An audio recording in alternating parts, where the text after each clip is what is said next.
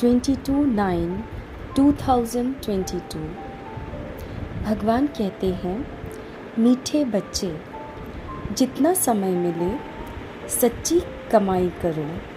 चलते फिरते कर्म करते बाप की याद में रहना ही सच्ची कमाई का आधार है। इसमें कोई तकलीफ नहीं। प्रश्न है, जिन बच्चों में ज्ञान की पराकाष्ठा होगी उनकी निशानी सुनाओ। उत्तर, जिनमें ज्ञान की पराकाष्ठा होगी उनकी सब कर्म इंद्रियां शीतल हो जाएंगी, चंचलता समाप्त हो जाएगी, अवस्था एक रस हो जाएगी, मैनर्स सुधरते जाएंगे। प्रश्न, शिव बाबा की याद बुद्धि में यथार्थ नहीं है तो रिजल्ट क्या होगी? उत्तर, कोई ना कोई विकर्म ज़रूर होगा। बुद्धि इतना भी काम नहीं करेगी कि हमारे द्वारा कोई विकर्म हो रहा है। बाप का फरमान न मानने के कारण धोखा खाते रहेंगे।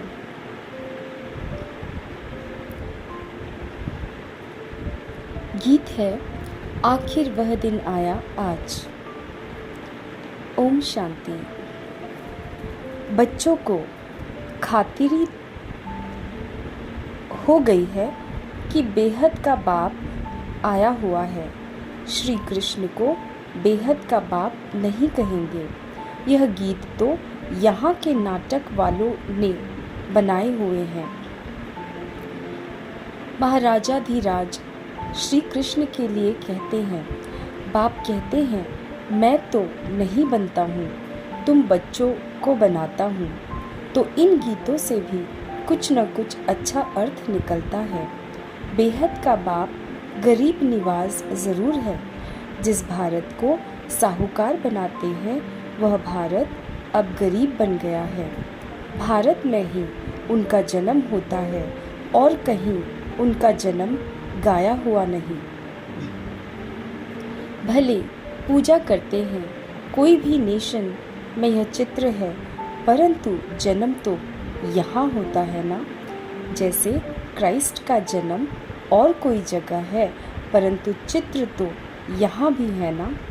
तो भारत को गॉड फादर का बर्थ प्लेस कहेंगे। मनुष्य तो कुछ समझते नहीं, वह तो ईश्वर को सर्वव्यापी कह देते हैं। आगे तुमको भी पता नहीं था, अभी जानते हो कि भारत पतित पावन परमपिता परमात्मा का बर्थ प्लेस है। मनुष्य तो समझते हैं कि परमात्मा तो जन्म मरण से न्यारा है। हाँ, मरण से बेशक न्यारा है, क्योंकि उसका अपना शरीर तो है नहीं, बाकी जन्म तो होता है ना। बाप कहते हैं, मैं आया हूँ, मेरा दिव्य जन्म है। और मनुष्य तो गर्भ में प्रवेश कर फिर छोटे से बड़े बनते हैं। मैं ऐसा नहीं बनता हूँ। हाँ, कृष्ण माँ के गर्भ में जाते हैं, छोटे से बड़ा बनते हैं। हर एक आत्मा अपनी माँ के गर्भ में प्रवेश कर जन्म लेती है। यह मनुष्य मात्र की बात है। मनुष्य ही कंगाल, मनुष्य ही सिरताज बनते हैं। भारत सतयुग आदि में डबल सिरताज था। पवित्रता की निशानी रहती है। पवित्रता का ताज और रतन जड़ित ताज था ना। पवित्रता गुम हो जाने के बाद सिर्फ एक ताज रहता है। विश्व का मालिक थे, फिर पुनर्जन्म लेते लेते एक ताज गुम हो गया, फिर सिंगल ताज वाले बने। यह ज्ञान की बातें हैं। पूज्य से पुजारी बनने के कारण एक ताज गुम हो जाता है। राजाएं पतित होते आए हैं और जो पावन राजाएं सूर्यवंशी चंद्रवंशी पास्ट हो गए हैं, उनके चित्रों की पूजा करते आए हैं। जो पवित्र पूज थे वही फिर पुजारी बने हैं। उनको ही 84 जन्म भोगने पड़ते हैं। जो भारत कल पूज्य था सो अब पुजारी बना है। फिर पुजारी गरीब से पूज्य साहूकार बनना है। अब तो कितना गरीब है। कहाँ हेवन के महल थे, मंदिर के ऊपर भी कितने हीरे जवाहरात जड़े हुए थे, तो वे अपना महल तो और ही अच्छा बनाते होंगे ना।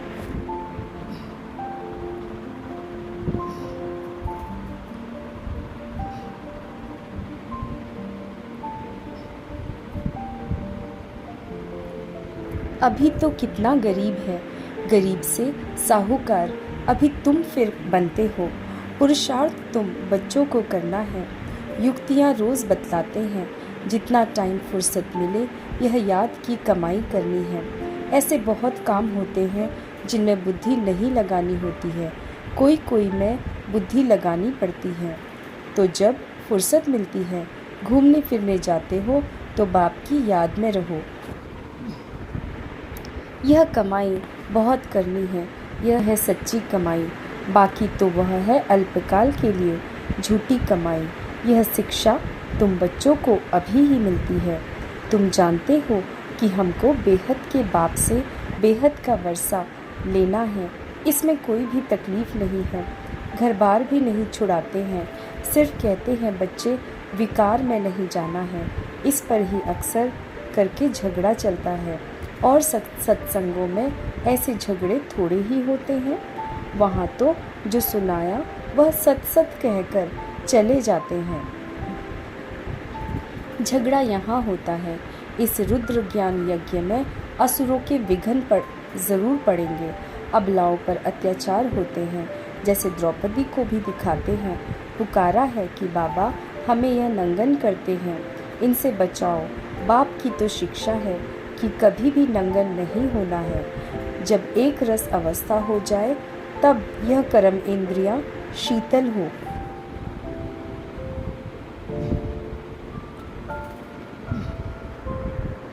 तब तक कोई न कोई चंचलता चलती रहेगी। जब तक ज्ञान की पराकाष्ठा हो, बुद्धि में यह ख्याल रहे कि हमको कंपेनियन हो रहना है।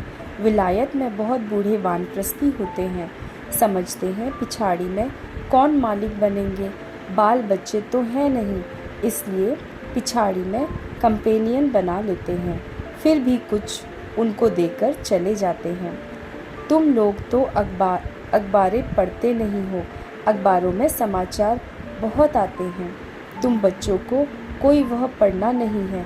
बाप तो कहते हैं कि कुछ भी नहीं पढ़े हो तो अच्छा, जो कुछ भी पढ़े हो वह भूल जाओ। हमको बाप ऐसा पढ़ाते हैं जो हम सच्ची कमाई कर विश्व के मालिक बन जाते हैं। बाप कहते हैं हियर नो एवल सी नो एवल, यह तुम्हारे लिए है। अभी तुम बच्चे मंदिर लायक बन रहे हो। तुमको ज्ञान सागर बाप मिला है तो उनका ही सुनना पड़े, दूसरे की तुमको क्या सुनने की दरकार है। मनुष्य टीचर के पास, गुरु के पास जाते हैं तो गुरु कभी ऐसे कहते हैं क्या कि काम विकार में नहीं जाओ। वह तो पावन बनने की शिक्षा देते नहीं। कोई को वैराग्य आता है तो वह घर बार छोड़ भाग जाते हैं। बाप जो शिवाचार्य है वह ज्ञान का कलश तुम माताओं के सिर पर रखते हैं। बाकी इस पतित दुनिया में लक्ष्मी कहाँ से आई? लक्ष्मी नारायण तो सतयुग में होंगे। अभी शिव बाबा इन द्वारा बैठ समझाते हैं। शिवाचार्य वाच ब्रह्मा मुख से, तुम बरोबर स्वर्ग के द्वार खोलते हो तो जरूर तुम ही मालिक बनेंगे। स्वर्ग का द्वार खोलते हो गया गोया स्वर्गवासी बनने का पुरुषार्थ करते हो। तुम्हारा पुरुषार्थ ही है नरकवासी मनुष्य को स्वर्गवासी बनाना। बाप भी यह सेवा करते हैं ना, पतित से पावन बनाना। तुम्हारा भी यही धंधा है जो बाप का धंधा है। आत्माओं को स्वर्गवासी बनाओ। स्वर्ग की चाहना तो सब रखते हैं ना। कोई मरता है तो कहते हैं फलाना स्वर्ग पधारा। उनसे पूछना चाहिए कि जब वह स्वर्ग में गया तो फिर नरक में बुलाकर ब्राह्मण आदि क्यों खिलाते हो? फिर तो यह अज्ञान अंधियारा हुआ। तुम यहाँ से सूक्ष्म वतन में ले जाकर खिलाते हो क्योंकि तुम जानते हो यह पवित्र भोजन है। वह जो मर जाते हैं उनको पवित्र भोजन थोड़े ही मिलता होगा। लिखते हैं बाबा फलाने का भोग लगाओ तो उनको पवित्र भोजन मिले। गाया हुआ है देवताएं भी ब्रह्मा भोजन को पसंद करते हैं। बरोबर तुम्हारी महफिल सूक्ष्म वतन में लगती है।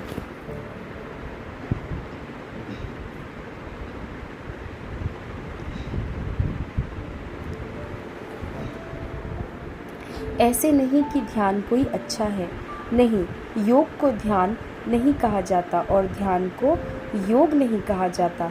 बाप कहते हैं मेरे साथ बुद्धि योग लगाओ तो विक्रम विनाश होंगे। बैकुंठ में जाकर रास विलास करते हैं, वह कोई कमाई नहीं है। मुरली तो सुन नहीं सकते, यह भोग आदि तो एक रस्म रिवाज है ड्रामा अनुसार। मनुष्यों की रस्म रिवाज और संगम युगी ब्राह्मणों की रस्म रिवाज में रात दिन का फर्क है। यहाँ से जाकर सूक्ष्म वतन में खिलाते हैं। इन बातों को जब तक नए समझे नहीं तब तक संशय उठता है। हम कहेंगे ड्रामा अनुसार इसकी तकदीर में नहीं है तो संशय पड़ा और चला गया। फिक्र की बात नहीं, इनकी तकदीर में नहीं था। पहली बात भूल जाते हैं कि हमको बाप से वर्षा लेना है। कोई बात में संशय बुद्धि बन पड़ते हैं। अरे हमारा काम है वर्षे से, हम पढ़ाई फिर क्यों छोड़े? मुरली तो सुनना है ना। निराकार बाप तुमको डायरेक्शन कैसे सुनाएंगे? उनको मुख जरूर चाहिए।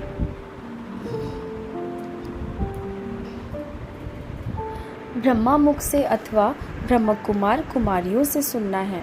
कोई बाहर से दूर चले जाते हैं, मुरली भी नहीं मिल सकती है तो बाप कहते हैं कोई हर्जा नहीं है, तुम याद में रहो और स्वदर्शन चक्र फिराते रहो। यह बाप की श्रीमत मिली हुई है। कहाँ भी हो तुम लड़ाई के मैदान में हो।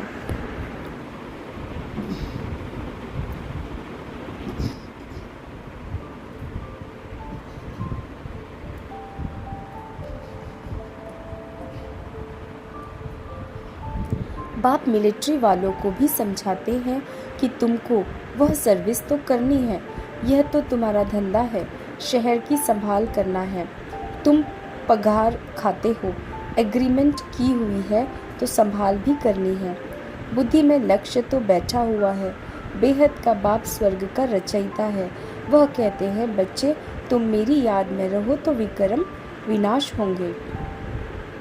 शिव बाबा की याद में रहकर खाओ तो कोई ऐसी चीज़ होगी वह पवित्र हो जाएगी। जितना हो सके परहेज भी रखनी है। लाचारी हालत में बाबा को याद करके खाओ, इसमें ही मेहनत है। ज्ञान को युद्ध नहीं कहा जाता, याद में ही युद्ध होती है। याद से ही विक्रम विनाश होंगे। माया का थप्पड़ नहीं लगेगा, देह अभिमानी नहीं बनेंगे। तुम अपने को आत्मा समझो, तुम शरीर को याद करते रहते हो, आत्मा को भूल गए हो। इसलिए पूछा जाता है आत्मा का बाप कौन है? उनको जानते हो? उनका नाम रूप देश काल लिखो। उनमें भी वैरायटी लिखते हैं। कोई लिखते आत्मा का बाप हनुमान है, कोई क्या लिखते कितना अज्ञान है। तो फिर समझाया जाता है आत्मा तो है निराकार, तुम्हारा गुरु तो है साकार। निराकार का बाप साकार कैसे होगा? समझाने की प्रैक्टिस पर सारा मदार है और साथ में मैनर्स भी अच्छे चाहिए।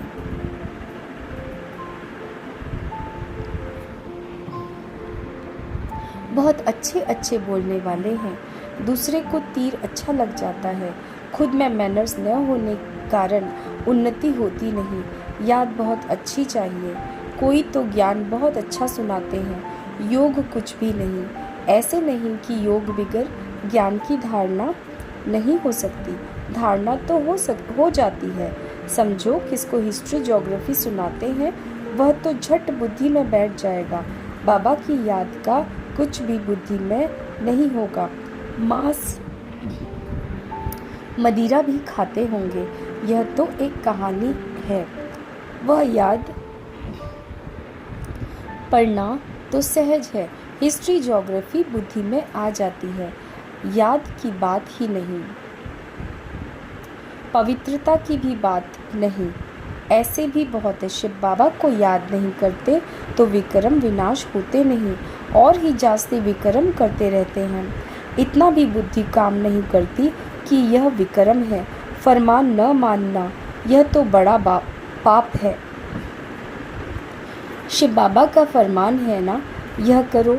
उनका फरमान नहीं मानेंगे तो बड़ा धोखा खाएंगे।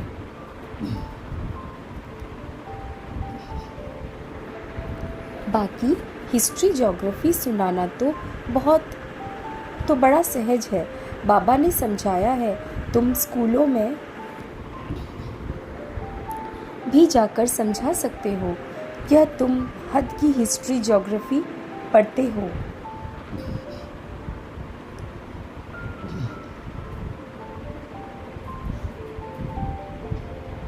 बेहद की तो तुम पढ़ते नहीं हो। लक्ष्मी नारायण का राज्य बताओ कहाँ गया।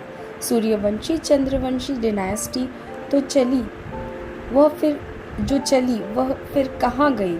उन्हों का राज्य किसने छीना, किसने चढ़ाई की। तुम बच्चे ही जानते हो कि यह चक्र कैसे फिरता है। यह किसको भी समझाओ तो 7 रोज में बुद्धि में आ जाएगा, परंतु मैनर्स नहीं। ऐसे नहीं कि विकार में जाने से हिस्ट्री ज्योग्राफी को भूल जाएंगे। सारी बात योग की मुख्य है। योग में भी माया धोखा देती है। तुमको सर्वगुण संपन्न यहाँ ही बनना है। कई प्रतिज्ञा करके भी फिर ठहर नहीं सकते हैं। माया बड़ी प्रबल है ना। बाप को पूरा याद नहीं करते हैं तो विक्रम विनाश नहीं होते हैं, और ही डबल विक्रम करते रहते हैं। उनको पता भी नहीं पड़ता और कहने से भी समझ नहीं सकते। तुम बच्चे जानते हो कि बाप गरीब निवाज रहमदिल है। हम बच्चों को खास और सबको आम समझाते रहते हैं। इन पर्टिकुलर खास हम सुखधाम में जाते हैं, इन जनरल आम हम मुक्ति धाम में जाते हैं। सतयुग में बरोबर इन लक्ष्मी नारायण का ही राज्य था, फिर चंद्रवंशी, उनके बाद इस्लामी बौद्धि आदि आए हैं, तो वह आदि सनातन धर्म गुम हो गया है।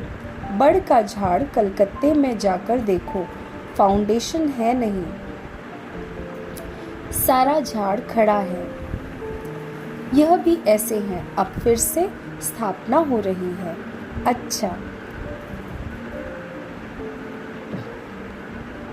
मीठे मीठे सीखे लदे बच्चों प्रति माता पिता बाप दादा का याद प्यार और गुड मॉर्निंग। रूहानी बाप की रूहानी बच्चों को नमस्ते। धारणा के लिए मुख्य सार नंबर 1, किसी भी बात में संशय उठाकर पढ़ाई नहीं छोड़नी है। बाप और वर्षे को याद करना है। नंबर 2, एक बाप से ही सुनना है, बाकी जो पढ़ा है वह सब भूल जाना है। Hear no evil, see no evil and talk no evil। वरदान, बाप की छत्र छाया के नीचे रह माया की छाया से बचने वाले सदा खुश और बेफिक्र भव। माया की छाया से बचने का साधन है बाप की छत्र छाया। छत्र छाया में रहना अर्थात खुश रहना। सब फिक्र बाप को दे दिया। जिनकी खुशी गुम होती है, कमज़ोर हो जाते हैं, उन पर माया की छाया का प्रभाव पड़ ही जाता है, क्योंकि कमज़ोरी माया का आवाहन करती है। अगर स्वप्न में भी माया की छाया पड़ गई तो परेशान होते रहेंगे, युद्ध करनी पड़ेगी। इसलिए सदा बाप की छत्र छाया में रहो, याद ही छत्र छाया है। स्लोगन है, जिनका मुरली से प्यार है वही मास्टर मुरलीधर है। ओम शांति।